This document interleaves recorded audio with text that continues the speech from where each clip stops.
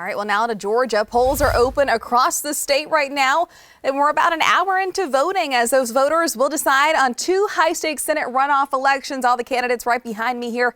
The result of today's special election will determine which party takes control of the U.S. Senate. Fox Carolina's Grace Runkel is live in Hartwell right now with how the races are shaping up. Well, polls have been open here at the Reed Creek Family Life Center for about an hour now. You can see some people leaving the polls this morning after casting that ballot in the runoff. Of course, this is the third time that these voters have had to cast a ballot in their race for Senate. Of course, first up was the primary, then the general election, and finally today's runoff election. Both of the state's Republican senators are battling to keep their seats. Kelly Loeffler is facing off against Democrat Raphael Warnock. Warnock took the edge over Loeffler in the general election, but both were far from taking the majority. The other race is closer. Republican David Perdue almost got enough votes to avoid the runoff with Democrat John Ossoff.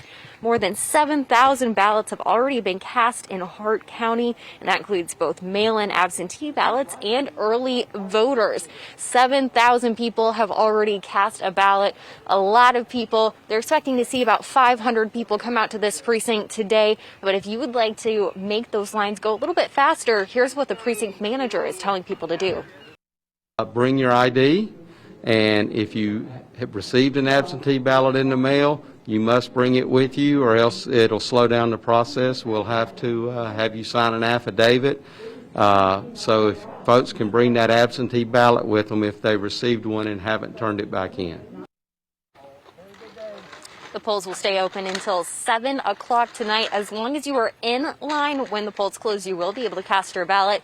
And here at the Reed Creek polling place, they're expecting it to take about an hour for them to tally those results once the last voter goes through the line. So definitely a faster turnaround than what we saw back in November.